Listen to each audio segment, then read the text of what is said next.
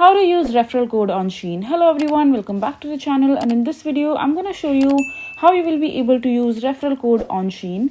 So for that, just open your Shein account, and after that just click on the profile icon from the top right. You can also do that process in your smartphone. You just have to click on me section from there, and after that just go to your profile.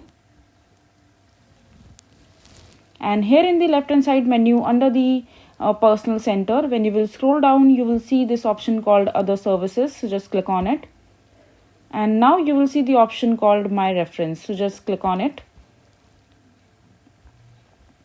and here just enter this particular code and click on update. And once your referral code is updated, then you will be able to use it. So this is basically how you will be able to use referral code on Shein. I hope you find this video to be helpful. So that is it for this video. If you find this video to be helpful, make sure to hit that like button and don't forget to subscribe to our channel for more such informative videos, and I'll see you the next time.